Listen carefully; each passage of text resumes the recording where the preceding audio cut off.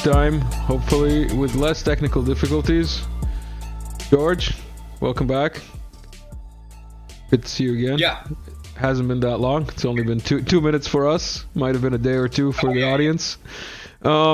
Let's get directly into the slides after that extended sidebar where you explained how you tie everything together and how other people fail to, more importantly. Oh, yeah. It's a big deal. See, when I start writing this slide sets, there's so many prerequisites for each slide, actually, because I've been working on this thing for 30 years. Mm-hmm. So I know what I mean by this, but you look at the comments and some people are just, well, people can't help but be totally lost. It's going to take a very long time to learn this. So anyway, the 5 power center and the 6 power center theories, the evolution of that may not be so difficult to understand, but all the other problems that are going on in the world and how they interface is a problem. Yeah, that is going to be more difficult. All right, so we start target 106 is Rousseau, Marx, and Nietzsche. The Ukraine war has diminished both the Catholic Ukrainians in Europe and the Trump voters domestically simultaneously. Globalism of Marx is international socialism as opposed to nationalism of Nietzsche, and is necessarily for the abolition of both religion and ethnic nationalism. So you see that playing out in Ukraine now. 107, who controls Russian, Caspian, and Middle East petroleum reserves and delivery routes? Presently, the U.S. is in a proxy war with Ukraine that in one sense is over who controls the oil and gas pipelines as they enter Ukraine, Poland, Russia, and Belarus, as Russia, Iran, Kazakhstan, Turkmenistan, Uzbekistan, Kyrgyzstan, Tajikistan are all shifting their pipeline production to China. They've been doing that for a couple of decades now. As Russia's Eurasian Economic Union gains strength through the pipeline, railway, and highway infrastructure projects also. Let's go to 108, because I gave enough background information. We can slam through this now. Excellent.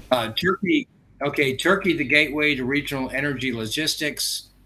And not to be left out, Erdogan in Turkey has been pushing for a union of pan-Turkic states, which rests on a pipeline from Turkmenbashi to Baku under the Caspian Sea that Russia has been blocking to direct oil and gas shipments over its overland pipeline system instead. This is taking place across Eurasia, while the American politicians and citizenry are told that the narrative discussed by Wesley Clark in the previous section, that the U.S. is just spreading democracy and human rights, while also being told that Putin is crazy and irrational.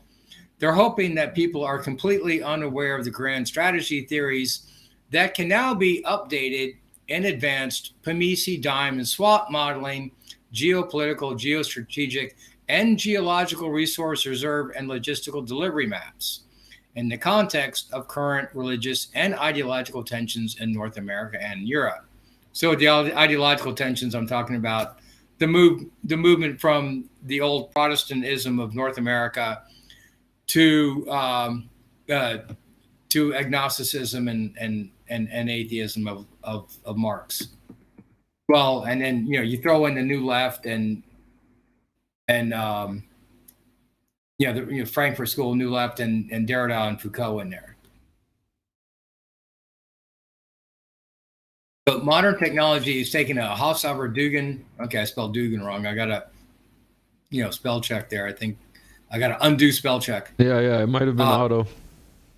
Yeah, it's auto. So the dime integration is an inevitability. So in this one, I want to start moving towards the conclusion. We're at 10, so we got another 14 slides.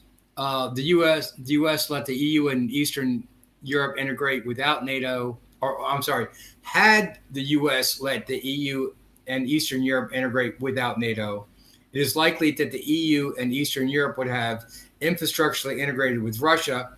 The gas is 1/7 the cost, and then the global center of gravity would have shifted from DC and UK to Berlin and Moscow. So I got that. You got the big map up there? Yeah, yep.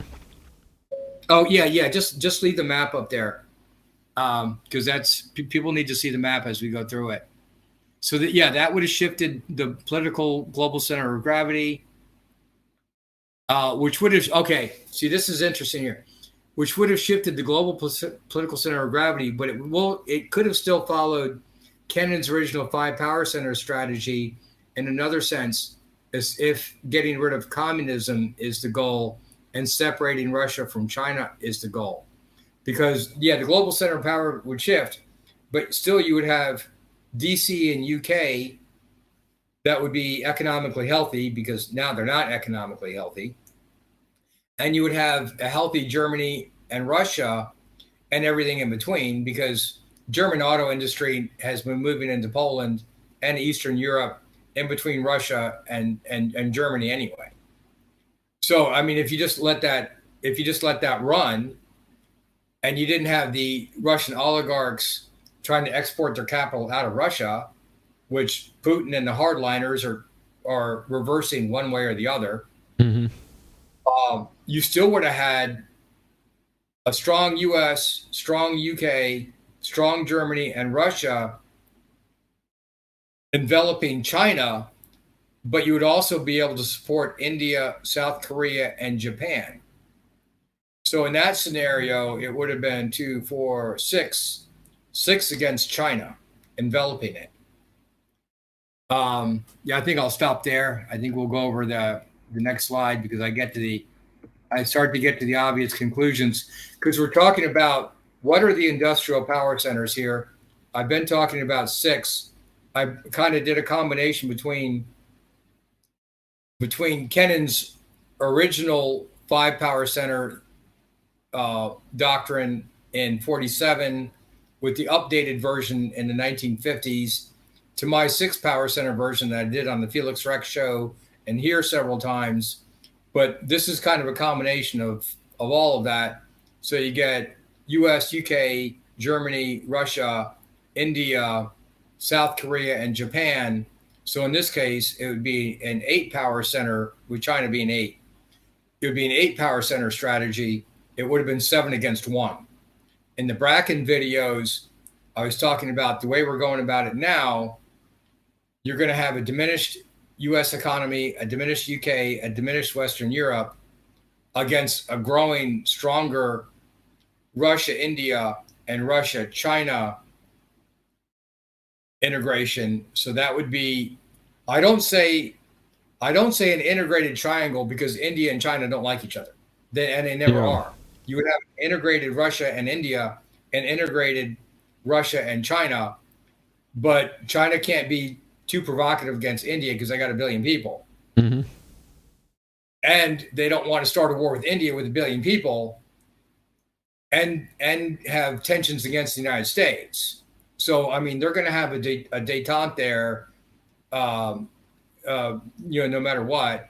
And since the United States has chosen its policy to try to destabilize Central Asia and destabilize Eastern Europe by the war in Ukraine, continually moving NATO east, trying to take over the Black Sea Fleet and the Rostov-on-Don port is what that's about. Discussed that 100 times already. Then there's going to be a week in North America, a week in Western Europe against a growingly strong Russia, India, Russia-China relationship, where if there is a conflict in the South China Sea and South Korea and Japan cannot get oil shipments because they can't get through a war zone effectively, their alternative is to build that Hokkaido Sakhalin and get all their oil supplies from straight across the bay in Vladivostok or the Sea of Okhotsk area up near the Kuril Islands. They don't have to go to the Middle East. So I'm just pointing out that Japan and South Korea, they're kind of sitting on the fence on this one. They don't want to get in, they don't want to get into another World War III. The first 2 were enough. Or, the Second World War, I should say, was enough. and the Manchurian Wars and the different Japanese invasions. I guess I'm substituting that as World War I here, but they'd rather sit World War III out, and all they have to do is just send their ships straight across the bay, get their oil from Russia, come right back home, and their economy can prosper. There's no reason for them to get involved. There really isn't. So when I start talking about, again, everything I do is the SMART goals. Everything's got to be, specific, measurable, achievable, and done in a time-oriented fashion, right? So the framework I use here is an 8 power center framework. I just want people to count under what conditions each power center might align or might not align. So as we're going forward, people could have a scoreboard to watch, because I have to have everything measurable. I'm kind of obsessive with that. and we're grateful, because if it wasn't for that, we wouldn't have gotten this far. Yeah, I have to know what the score is. Well, most men do. I mean, in fighter planes, they spent a whole bunch of money on putting cameras in every single plane. Now they say it's for intelligence, but fighter pilots trying to shoot each other down want verifiable proof that they have a kill or an escape. Yeah. So it's intelligence, right? No, men keep score. We have to keep score about everything we do. The day after the first bicycle was made, the guy down the street built a second bicycle, and then the next day they were racing. I mean, it's just the way we are. Highly likely. Yeah, highly likely. Okay, so on slide 112 now? Mm-hmm. Yeah, okay, so 6 power centers against 1 or 2 power centers against 4. I just throw it out there. Or is it going to be 7 against 1? I just want people to start being able to see how this, as the Ukraine war goes forward, if the United States gets overextended, I want people to be flexible, not tunnel visioned, so they can see how it shapes up. Because okay, let me go into it. I got to go into another sidebar. Sorry.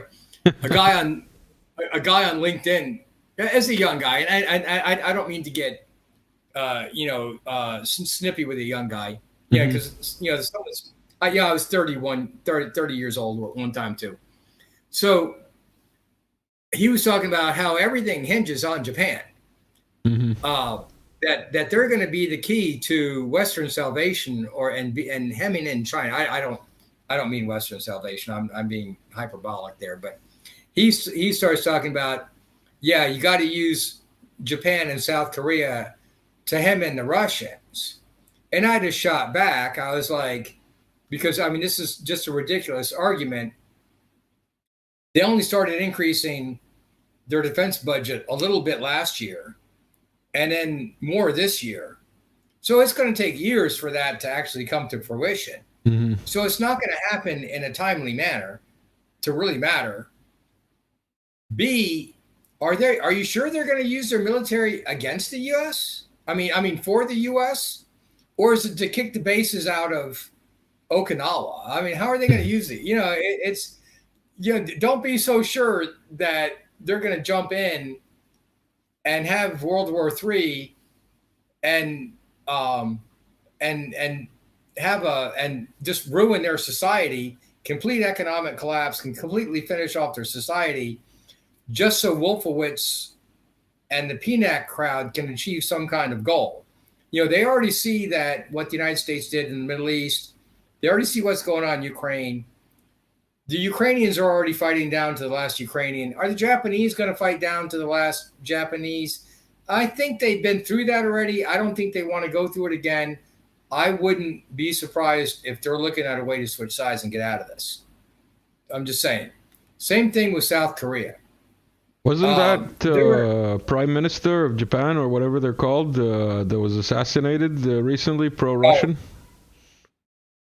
Well, he's pro-Russian oil and gas. Well, yeah. Yeah, that.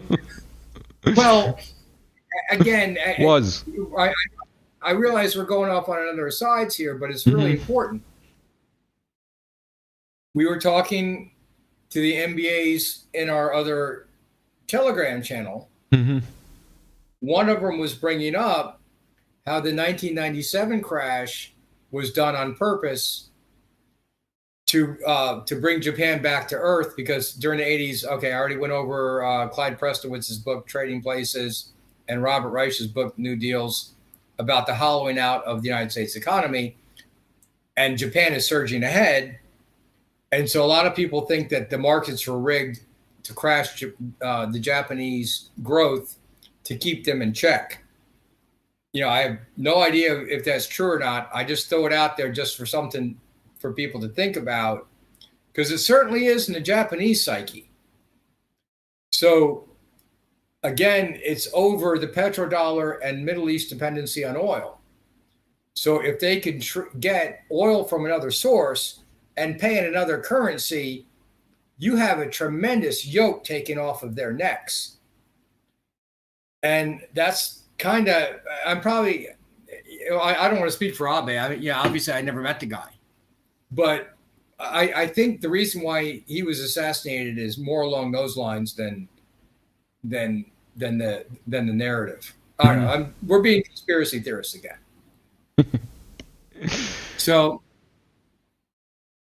the advantage of the scenario is that a strong North America and a strong Europe would have allowed the U.S. to focus on containing China in the Indo-Pacific, and had the use of Russia's tremendous oil and gas reserves in the process to keep South Korea and Japan in our camp instead of giving them reasons to leave our camp.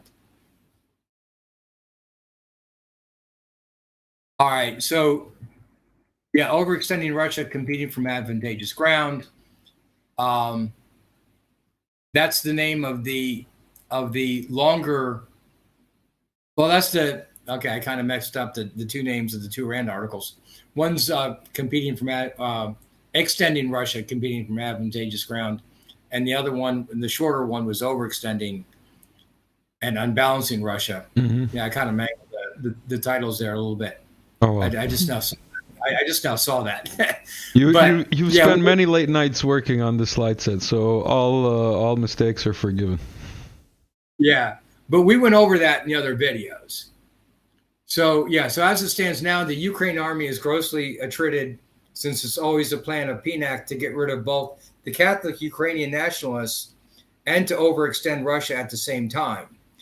But it doesn't look like Russia's being overextended. They're just getting rid of the far-right Ukrainians. Oh, George froze. George? And 130 trillion in unfunded mandates. No, stop. Of Great Society programs. Stop. We've been shipping our jobs offshore for the past 40 years. We missed you from. Let's go to 114. Can you hear me? Can you hear me at all? Yeah, I can hear you. Oh, okay, good. Because you cut out for a bit, and then you came back. Fighting to the last Ukrainian was the last thing that was clear, and then the sentence after that, we missed the first half. Oh, okay. I'll just do 113 over again then. All right, if you want to, yeah.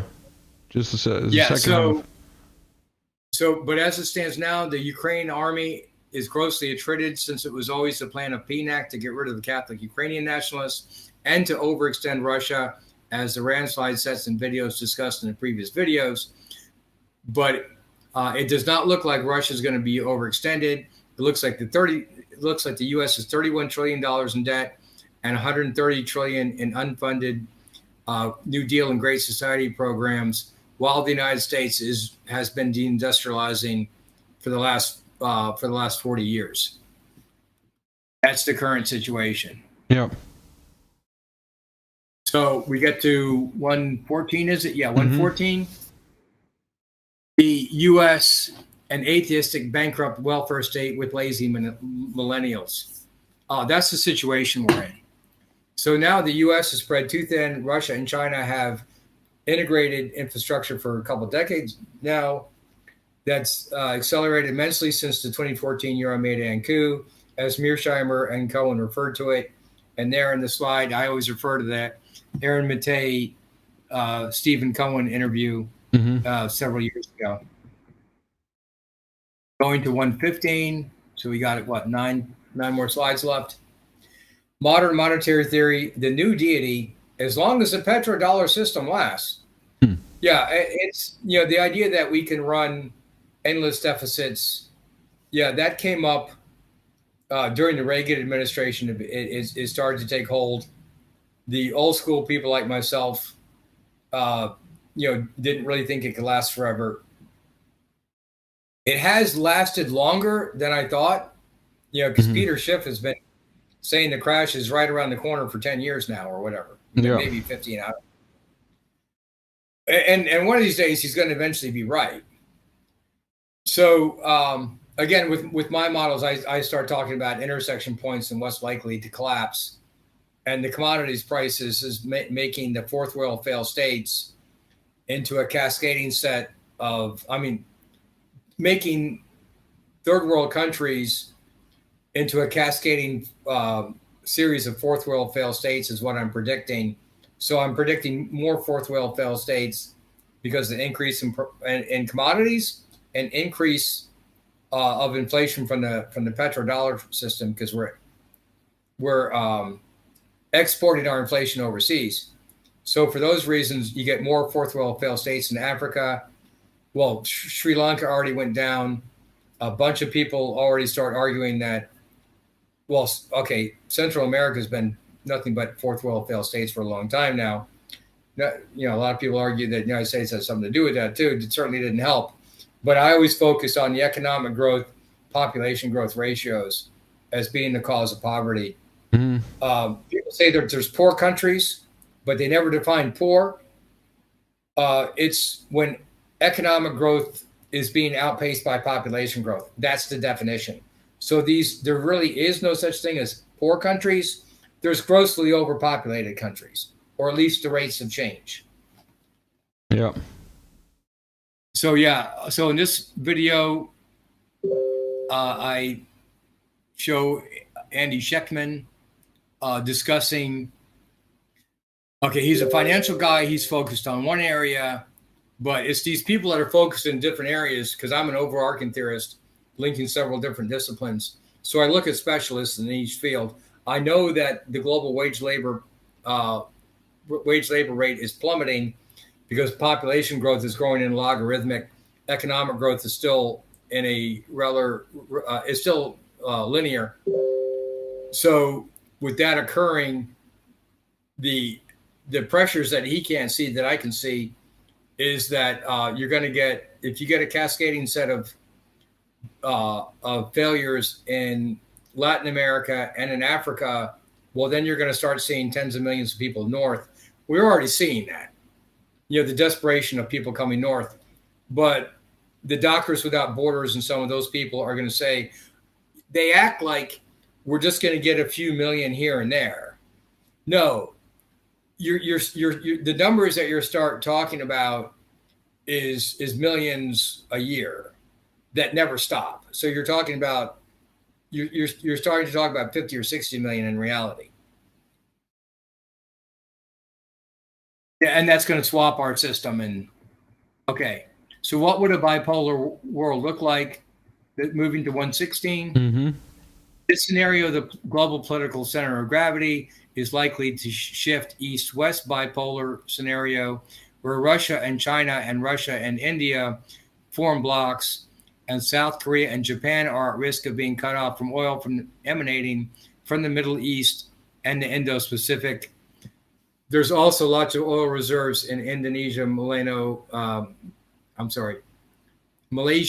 Indonesia, and Borneo, and the Papua New Guinea area. So they would, in the event of a Chinese war against the United States, Chinese war against Australia, that whole area is going to be not conducive to ship traffic. That would just crater the economies of South Korea and Japan. Killing, then you're talking about killing tens of millions of starvation. You're cut off from food and fuel during the winter. So then what would their option be? Well, just get it from Russia. It's right across the bay. It's perfectly safe.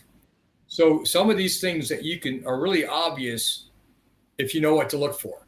Well, okay, once people watch this video, they're going to know what to look for because I got a map of it right there. Right. Okay, let's go to 117. Opportunity cost lost on Russian integration with Russia and spreading economic and political power among North America and Northern Europe in a Western coalition would have supported its Pacific Rim and ASEAN countries surrounding China. All right.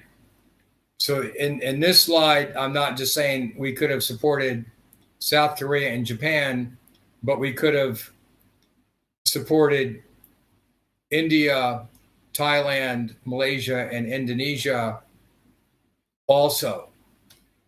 As it stands now, Modi is very angry at the way we left Afghanistan because we not only armed the Sunni Wahhabi extremists once, we came back and we did it twice and left it in chaos. India's mad. They'll go in joint league with the United States and the AUKUS countries, Five Eyes countries against China, but they're also going to deal with Russia.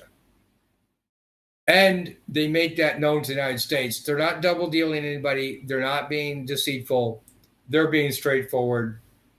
You know, I watched Palki Sharma on Why on News, and now she's over on First Post. I got to throw that in there. So it's the point of this slide is it's not just South Korea and Japan, but the smaller ASEAN countries also that China is definitely trying to bring into its Belt and Road program. Again, the Silk Road program is about to internalize logistical supply routes. The Belt and Road program is to try to shorten the distance that ships, oil ships or cargo ships, can get from, say, Africa or Indonesia into the closest Asian port and offload either into a pipeline or onto a railroad. So to mitigate the extent that the U.S. Navy can interdict them. That's their goal. That's the difference between the Silk Road program and the Belt and Road Initiative. Mm-hmm. All right, let's go to 118. We're getting close. Almost done. It's be like a 6-hour compilation of six. I think it's closer to 17 hours already, man. Well, I have no idea. Well, I just sit there and I just do this all day, every day, basically. Or am I just talking? No, I mean just 7 hours for part 3 alone. Oh, okay, yeah. That way, yeah. Yeah. Well, I mean, I don't. Sometimes I overlap, but you don't know who's joining in and didn't see the other ones. You got to overlap a little bit, and if you don't overlap at all, the people that didn't watch the videos complain. If you overlap too much, the people that watched every single video, then they complain. So, I'm trying to find a balance, but I don't know what the balance is. Anyway, getting back to all the complainers, imagine what it's like for me. I'm not even. I'm not even including the outtakes. Yeah, we're working on a very low budget. We got other jobs to do. We got other things we got to do, and we're trying to squeeze this in the best we can. So everything's getting copyrighted, time and date stamped. So it's the lowest production value ever.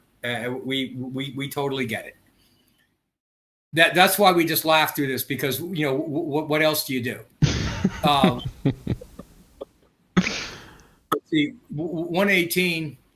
Slide 118. Mm-hmm. Yeah, the opportunity costs of the Rand Doctrine. A Western coalition that incorporated the Russian Federation would have spread the power out from Washington, New York, London, Brussels, Berlin, and Moscow, but there would have been no war in Ukraine. And the reality is that Western sanctions against Russia are backfiring. They've been preparing for this for a long time. And since Russia has been preparing for a divorce from the West fervently since the 2014 Maidan Revolution, when basically the U.S. and NATO tried to take over their Crimean Black Sea fleet. Mm-hmm. I wonder why that would cause a war. Because Putin is unprovoked. Link. Yeah. Up here. And if you look at a map and you know where stuff is, like pipelines, petrodollars, ports, and naval bases, then all of a sudden it becomes the reasons become readily apparent. It's the lack of democracy. It's the lack of democracy. Yeah. So the effect of extending Russia, again referencing the 394-page Rand report, a neutral free trade agreement that allowed Ukraine to trade freely in all directions, both east and west, would have greatly been preferable to the current situation and the plan to get rid of the Ukrainian far-right nationalists and the Orthodox Russians as a plan to operationalize Rousseau and get rid of both Christianity and nationalism in the region as currently planned, because that is the plan.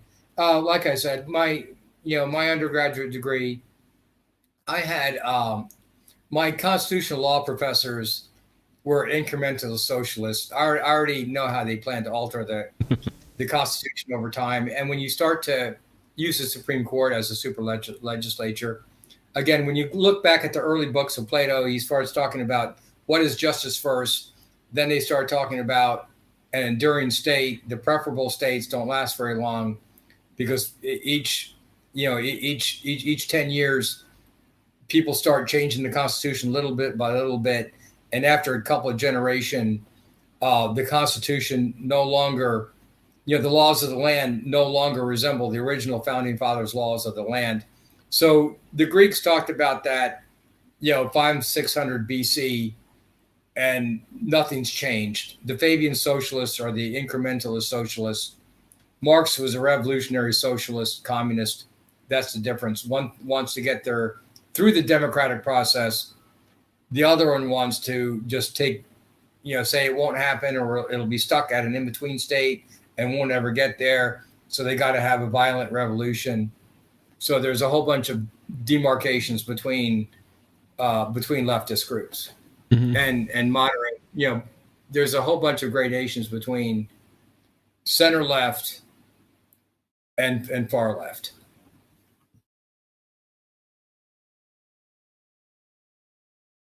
All right, let's go to 120. Effect of extending Russia. All right, yeah, this is just a discussion because a lot of people just don't know where to find the information. Okay, the people on the Telegram channels, we've been throwing this information up all year long. This is one of the Max Blumenthal Aaron Matei videos from, let's see when. So July 6, 2018. I got the date up there. The title of the article that they're talking about, I can't see who wrote it, but the title of it is Israel's arming neo-Nazis in Ukraine. Israel is arming Ukraine's blatantly neo-Nazi militia and the Azov battalion. Again, why would you want to do that? Well, if you want to kill both sides off, then that's why you would do that. So they're not killing they're not arming the Nazis because they not want the Nazis to win. They just want us to start a war so both sides die. It's like starting a food fight and then walking out of the room and then everybody else is in trouble. When you're in grade school, it's the same thing. Okay, the Israelis are also active in the South Caucasus in Armenia and in Azerbaijan, because they would love to see the Armenians and Azerbaijan get into a war. Because if the Azerbaijanis can take over the Zengezur corridor or just any corridor, they just need to build a pipeline. Then the Israelis can get their oil and gas from the Azeris instead of the Arabs. They would prefer that. So there's a whole bunch of really dirty tricks going on in the world. Again, I've been to most of these countries. We got everybody in the world on the Telegram channel to update us in the local regions. So, that's where this information comes from. It's readily available. Yep, it is out in the open. Yeah, if you know where to look, we go to 121. Protests in Germany and the Netherlands. The rally now is that protests in Germany and the German world, because of course, I want to throw in Switzerland, Liechtenstein, and Austria in there, are growing since Seymour Hersh article and the Nord Stream sabotage is gaining traction as the most plausible answer. Yeah, it's the obvious answer. Anybody that's followed my Telegram knew that we were waiting for Germany to switch sides once it got cold out, and what was the United States was going to do to prevent it, because the United States has got to protect the petrodollar. They've been doing that forever, blowing up pipelines. We already talked about Alfred Herrhausen being assassinated because he signed the deal to bring gas from East Germany, DDR, into West Germany. It blew up the pipeline. Well, they blew it up with actually corrupted software to overpressurize the pipes and explode them inside Russia. Kind of ingenious, got to understand. But they then later on they killed Alfred Herrhausen, and it was blamed on the Baader-Meinhof group, which that video comes out now. It's kind of absurd. Oh, and they even go back now and retroactive history, and they say, well, hey, it just happens that Putin was in the KGB and in the DDR at the time, so he was obviously behind it because he was within 1,000 miles of the blast, right? Yes. Time traveling Russian propaganda. One of our best hits here. Yeah. So what I wrote on LinkedIn, and I moved it over to the Telegram channel. So I was traveling. I wrote I wrote, again, we were looking for what the United States was going to do about it on the Telegram page. So I woke up, and the people in Europe and Australia who already heard about it before I woke up had already just filled my Telegram page with that, so I could comment on it immediately. It was the petrodollar. That's what we were expecting. That was the move to keep everybody in the petrodollar. I was traveling at the time, so it took me a couple of days to go home. So what's in the yellow part of that slide set? You got the slide? You got 121 up? Mm-hmm. Yeah, okay. So the yellow part of that is I wrote up. Oh, okay. I got it right there. It's September 29th. Okay, I dated it. So, because I just said, I'm trying to be as diplomatic as possible on LinkedIn because people are going to freak out. Well, people don't know about pipelines and petrodollars. They have no idea. I written reports about them since 2011. No, 2012, I started writing reports on them. So Saddam attacked when he wanted to trade in euros and abandon the petrodollar. A similar situation with Gaddafi, and a similar situation with Bashar Assad in Syria, actually, because those pipelines go from Baghdad to Damascus. But anyway, in this case, the German automotive industry, BASF, and the enormous petrochemical industries, Bosch, and the rest of the consumer appliance industries, Schindler, ThyssenKrupp, Siemens, Leica, we're all lobbying the German government for bilateral trade with Russia to keep their industrial economy going, while the German people in Lebanon and elsewhere were protesting in favor of bilateral trade with Russia in a non-dollar currency. They wanted just to go ahead and pay in euro and set up a euro rubles exchange. So there's growing pressure in Germany to abandon U.S. sanctions and switch sides and trade in euros and rubles for Russian Nord Stream gas before winter. Then the pipeline blew up. Oh, okay. And I make a wise ass comment. I'm going to stay up all night to figure out who wanted to stop the democratic process from playing out in Germany. All right. So then you move to 122. I got my rest of my quote there in yellow. Mm-hmm. Someone wanted to take the bilateral non-dollar trade agreement between Germany and Russia completely off the table as fall and winter are approaching and a bilateral deal becomes more likely. Someone wanted to make sure that Germany did not strike a deal with Russia and then supply Switzerland, Liechtenstein, Austria, and the Danube River countries with Russian gas. The German oil and gas pipeline network is really dense inside Germany, and it goes to all the other countries. It can feed all of them. Hmm. So instead, someone wanted to make sure that Germany and Central Europe could not exit the petrodollar trading system. Instead, someone wants Western and Central Europe to follow a Green New Deal deindustrialization program while selling them LNG at a much higher price, while putting the German automakers out of work to punish them. We need Sherlock Holmes to figure this out. Maybe Robert Downey Jr. can help us out here. Again, it's on. It's like like you knew you were going to be on a comedy show. Yeah. Well, I mean, this is. I think, who was it? Oh, I was listening to Seymour Hersh as I was riding around on my motorcycle. You know, my Bluetooth, Mhm. right? And I listened to some of his videos, and you know, he was talking about a lot of this. So he doesn't know the pipeline and petrodollar angle. I'm answering the who and the why. His articles answer the who and specifics on the how. Mm-hmm. But again, but you know, so many people don't know about the pipelines and the petrodollars in the area and what it means to economic development or deindustrialization and global cost competitiveness and all of that. And if gas goes to Germany and then they get money, and then Germany can sell them more cars, then the industries start to move from Germany east when they start building their different parts suppliers and things like that. So you're talking about the infrastructural integration, but then you're talking about a growing, dense economic integration. So when you start talking about why the pivot had to be done now, the Wesley Clark series of videos, we showed the one, but there's other ones.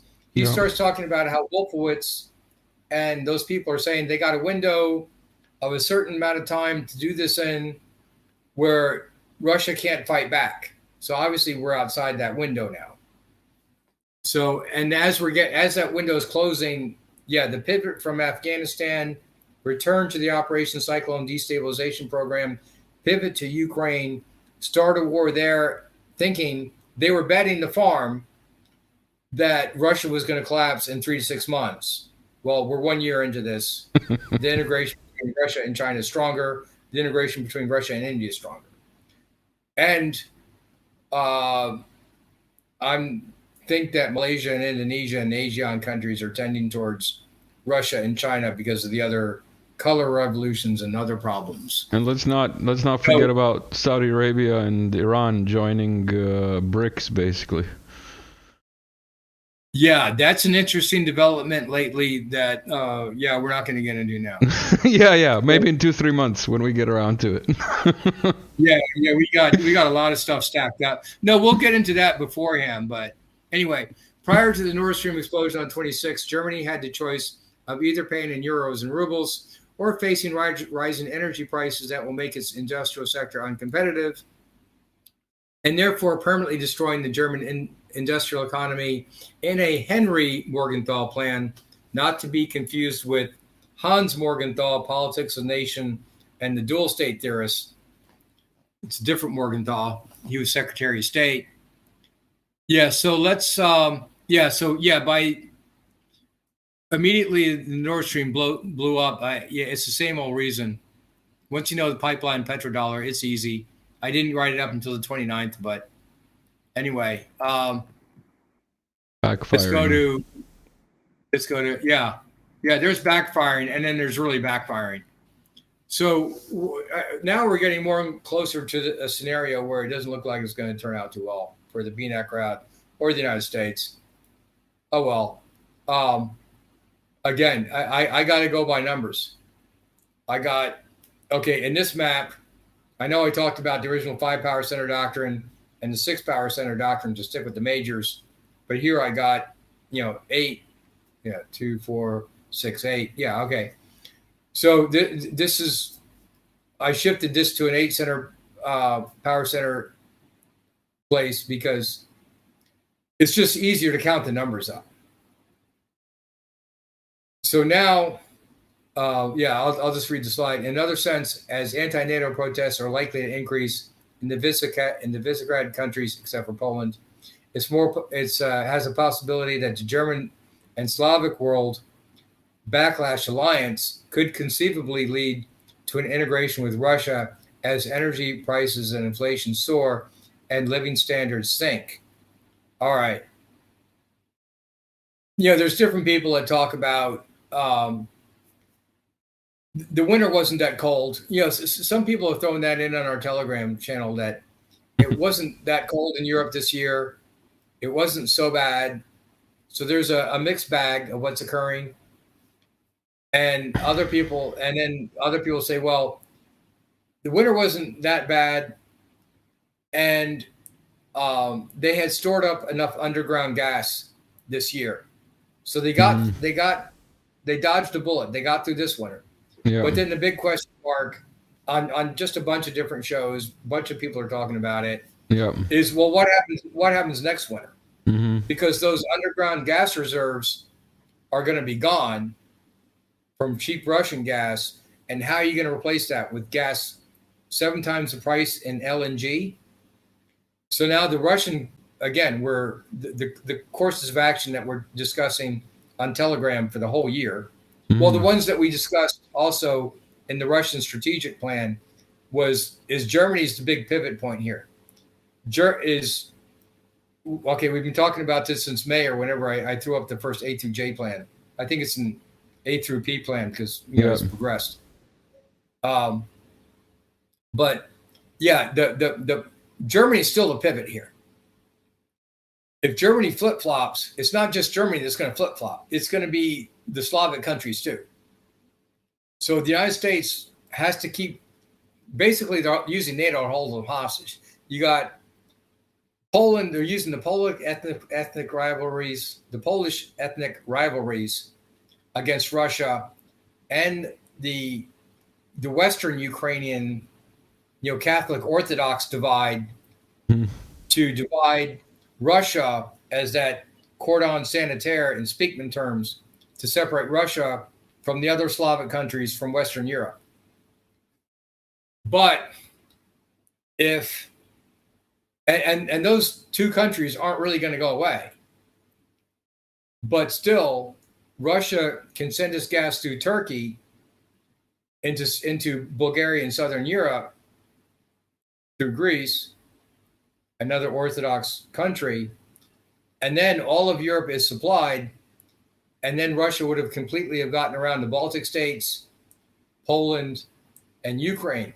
So I just throw this stuff out there so people can look at a map and see how the pipelines are running, because then Turkey becomes a big pivotal match, because Russia might need to send its gas through Turkey.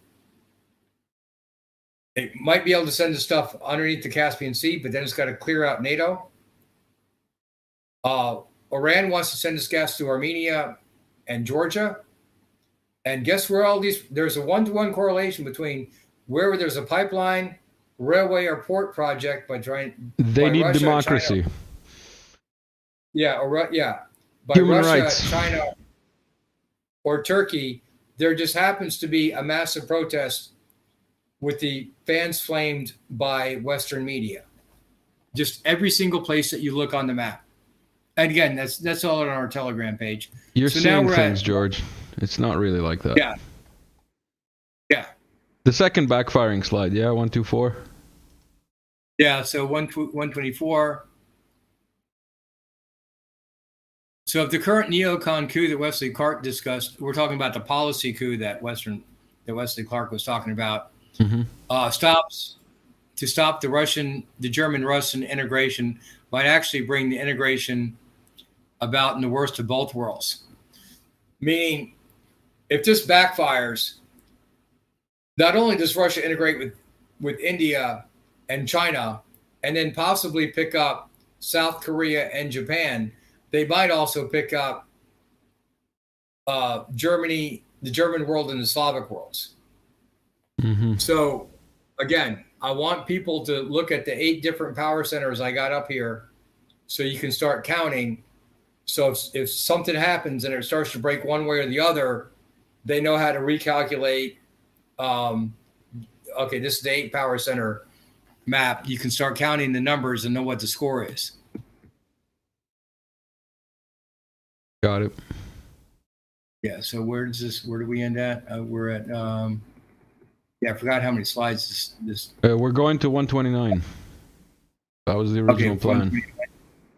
Okay. Yeah. So we got. I forgot how many slides are in this. Backfiring into Haushofer. Maybe I'll learn how to pronounce his name. Oh, Haushofer? Yeah. Oh, I spelled Dugan. I spelled Dugan right on this slide set. Shh. You mean the philosopher who will not be named? Yeah. It's the most evil person on earth after Putin. It's Putin's brain. Yeah. You know, we joke around about it because his book on geopolitics is just it's just a book on geopolitics. He's just looking at a map, just like Zbinsinski did, and then Speakman and Mackinder before him, and just like Kennan did. I mean, it's not only English people that can read maps; everybody else can read a map also. and he's the evil person. The English just like to draw lines on them, you know, like the Sykes-Picot, you know. And, you know, that's why this is a comedy show, because once you know what these theories and strategies are, once you know what's under the hood, so to speak, it's laughably hypocritical, to say the least. So, I mean, if 2 football teams are winning, you know, one wins, the other one loses. You know, they're not evil. You know, it's not.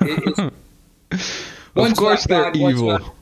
Of course they're evil. Well, okay, to some of my friends, they think that in terms of Manchester United and Manchester City, but other than that, well, maybe it is the same. I guess I don't know. I'm not that into football. I like geopolitical football better. Let's stick to the script. Let's put it that way. We're already 53 minutes into this, and we're almost done. So let's get it pumped out. It's been a long. Yeah, if this occurred, if this occurred, 8 to 10 countries would exit the petrodollar. The decline of the U.S. would likely to follow, which is to say, in geopolitical theory, that Haushofer, Dugan, there I spelled Dugan wrong again. Oh my God. So dime integration might still be inevitable. So yeah, this can backfire, and then you count the different industrial centers, how they line up, but then that would turn out in geostrategic theory to be a Haushofer Dugan dime integration. Yeah, and of course, I use dime integration or PMISI. Dime is diplomatic, infrastructural, military, economic. PMISI is political, military, economic, social, infrastructural. They're instruments of national power. It's how you measure national power. And again, the more you know about economic development and growth theories, the easier understanding dime analysis is. Yeah. And if you don't know economic, political growth theories, then you're going to be lost in this whole conversation. It's good you said it. Well, yeah, and it's just, and there's no way to get around it. You have a degree in economics, and the other people we talk to have MBAs. I have MPAs, and I've studied the other disciplines a long time. So, it's easy for me. I have degrees in international political economy also, or concentrations, I should say. So it's easy for me. Anyway. Oh, all right. So the India Civil Service exams mandate Operation Cyclone history. Again, I didn't invent this. Operation Cyclone's on Wikipedia. The Indian News has it on their video, and this one in videos all over the place, because they had to deal with the United States Army and they got to deal with them up in Jammu and No, no, you're good. Yeah, you're good. You're good. You're good. You got me? It popped out for a second, but you're Okay. good. All right. All right. Thanks. So, yeah, the Indians had to deal with Pakistani terrorists, largely Pashtun, in Jammu and in Kashmir. So I've worked with tons of people that were in the Indian Army up in Srinagar and Jammu and Kashmir, all those places, and Gilgit up in the north. Mm-hmm. So they're sick of dealing with that since Operation Cyclone in the late 70s with Zbigniew Brzezinski and Stansfield Turner under the Carter administration. Very young. Back then it would have been Elliot Abrams and that crowd. But it would be a very young Wolfowitz and Cheney and Rumsfeld crowd back then. But they were learning from the other Cold Warrior people. So yeah, in the present situation, a weakened U.S. may still be in Europe. Germany and Germany may be down. Germany and the German world may be down. Russia may be out of Europe, but the real contest is shifting to Central Asia as the Russian Federation, Eurasian Economic Union, the Shanghai Cooperation Council Organization, and the Pan-Turkic Union all vie for power in the region. As Anthony Blinken tours the area to stay relevant in the region after unleashing numerous Sunni Wahhabi Debandist VEOs in the region. Okay, I need to word that a little bit better, but it's often referred to as the Charmless Offensive by Anthony Blinken. Yeah, so he went. Yeah, you have the Silk Road project going from the late 90s to early 2000s, and it really intensified. The Russians were trying to become part of Europe because the Russians have always wanted to be accepted in Europe. Mm-hmm. So this is like they've been rejected by, the love of their unrequited love of their life over and over again, because they're not Asian. They want to be part of Europe, but now they got to integrate with Asia anyway. So, Yep. Okay, so they're going to be happy with that decision. It's not even their decision more. They're compelled into that decision. So yeah, Russia's integrating north-south now, especially since after the inclusion of Georgia in 2007, where the United States put billions of dollars to back Saakashvili. That was the last straw for Russia. Basically, they started integrating north-south. So you got Russia and China, but Turkey is trying to go across the Caspian region and link up with the Turkic states. Mm-hmm. So those three entities are vying for power. But since China is such a big powerhouse and is trying to put his shipping cargo through Turkey, Turkey can make money from China. Same thing with Russia, with goods going back and forth. So Russia and China are trying to pull them in their orbit, but they're trying to get into Central Asia too. So with those three working out a deal basically to control Central Asia, it appears like, and I don't want to get sued, so one could you don't say know for sure. Some crazy homeless person told you. Yeah, it would seem like these Mujahideen organizations, like Hillary Clinton said, the people that were fighting now, when she was Secretary of State, talking to Congress is what I mean. Yeah. The people that we're fighting now are the people we funded 20 years ago.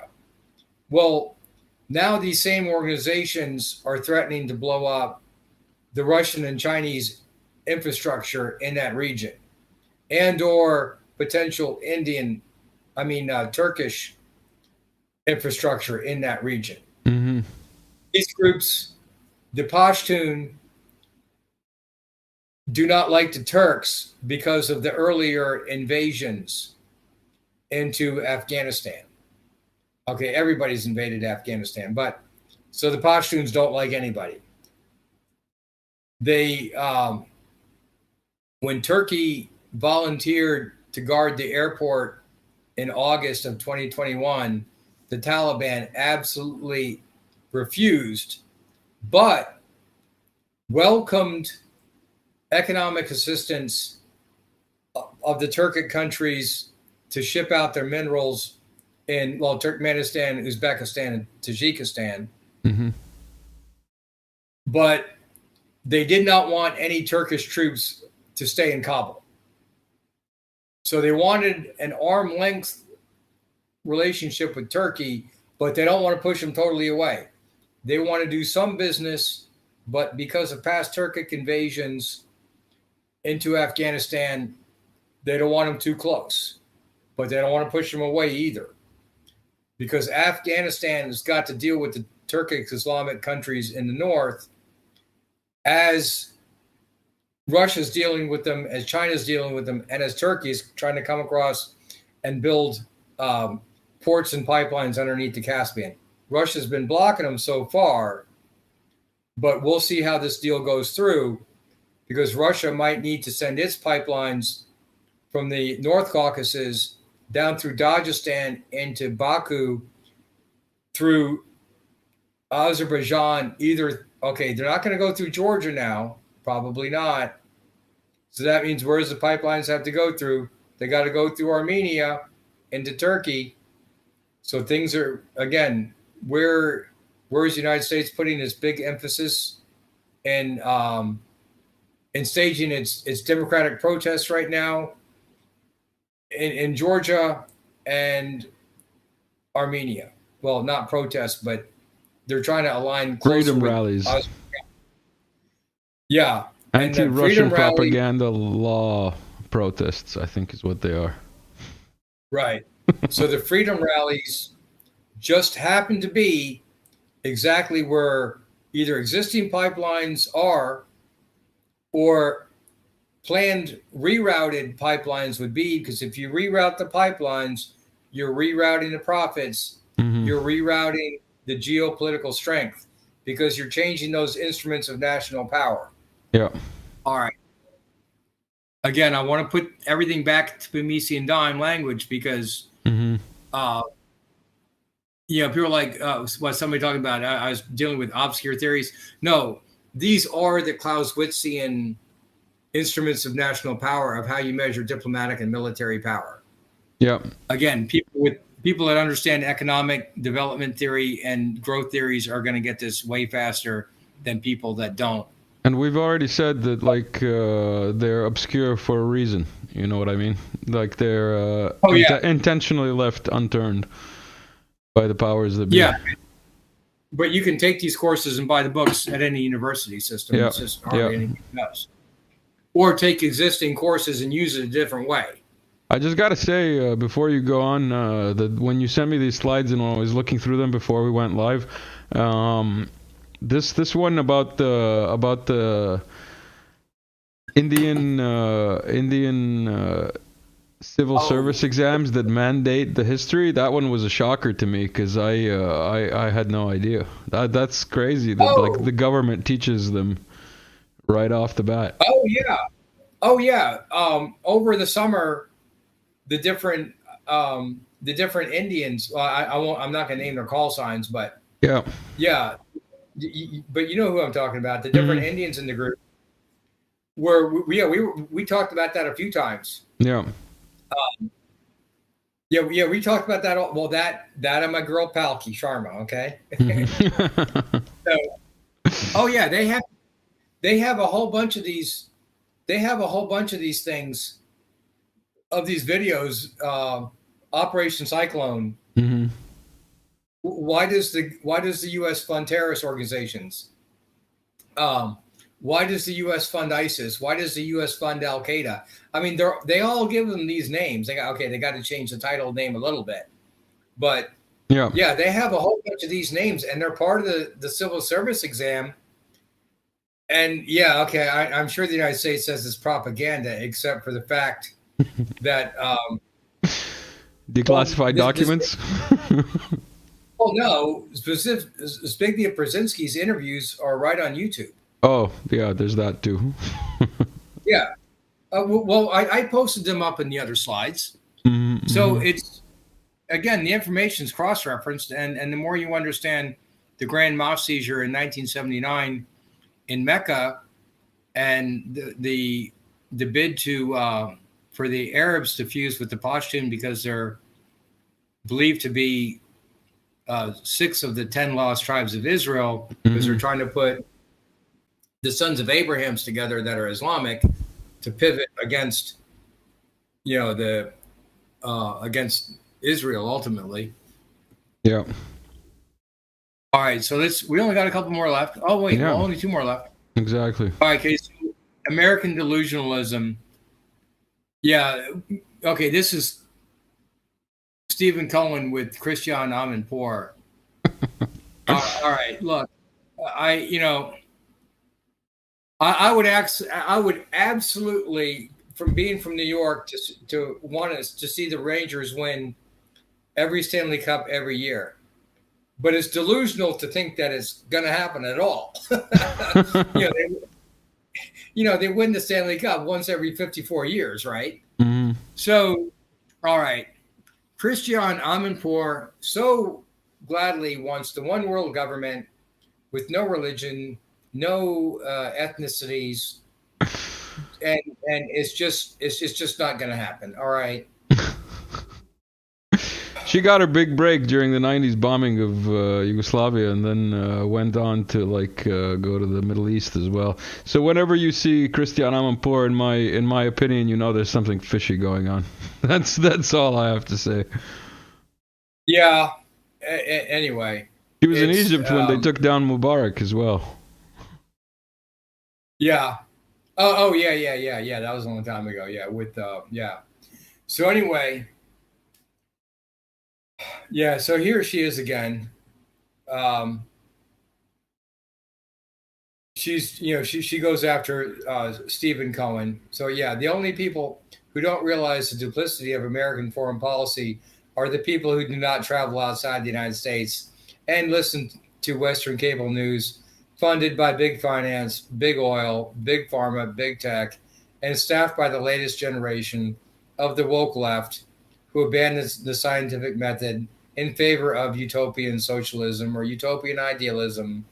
It depends on which group you're talking about. You give it a slightly different, nuanced title, but I'm gonna, we'll nuance the different interest groups later on down the road. Right now, I'm gonna lump them in. Mm-hmm. But yeah, so Stephen Cohen there is talking about. They don't go into the pipelines and petrodollars, but he does start talking about moving NATO east. Shouldn't have done that. Mm-hmm. It could have been a neutral zone. It could have been a neutral zone. Yeah. And Russia's sensitivities in Crimea because the Black Sea Fleet's there. He doesn't get into the port and economic and shipping aspects like I do, but he gets into the nitty gritty of the Ukrainian Catholic versus Orthodox Christian Russian-speaking areas. He gets into that extensively. Mm-hmm. He gets into the history of the negotiations extensively, and he talks about the EU association bait and switch in his book, where it was supposed to be a free trade agreement both ways, with no NATO standards clause. Instead, Yanukovych in November 2013 is handed an EU association agreement that's no trade to the East, which would destroy its economy. Mm-hmm. They don't care. Only trade to the West. And it has an extensive NATO standards clause. So, of course, they knew that Yanukovych was going to read the deal and realize it's not what he verbally agreed to in the negotiations and reject it. Mm-hmm. And they already had the Euromaidan revolution on speed dial, because all the Silicon Valley companies were already there since 2004, because they had all those they had a lot of malicious software problems and ransomware problems. Mm-hmm. So basically, Google, Symantec, all these companies moved in to do forensic studies on the area. So all the ISPs flow through the Silicon Valley big tech firms that also have offices in Northern Virginia between McLean and Dulles, that Reston corridor. So they're all funded by United States government, of course. They were originally DARPA funded, one way or the other. They're DARPA funded. So yeah, 100% of Ukrainian internet and cell phone communications basically goes through American defense industry tech. I'm just throwing that in there as a little aside. In other words, they know everything that everybody wrote in that country all the time. Crazy guy on the subway told you, huh? Well, again, no one has to tell me that. I can read electrical schematics. In this case, it's the internet fiber optic cables. I mean, it's just it doesn't take too much beyond a rudimentary understanding about how electricity works. I mean, come on. So yeah. We're at the last slide, George. We're at the final slide. So backfiring. So we're going to conclude it here by: don't be surprised if this Wolfowitz plan, or maybe it's Victoria Nuland's plan, whatever you want to call it, completely backfires, and you have a hollowed out, deindustrialized United States with a deindustrialized Germany against a growing industrial power of Russia and India and Russia and China. And then don't be surprised if South Korea and Japan don't jump into that, because that oil is right across the bay. Then don't be surprised if the Germans get mad at the whole thing, change their governments, and switch sides. So that's what we're potentially looking at here.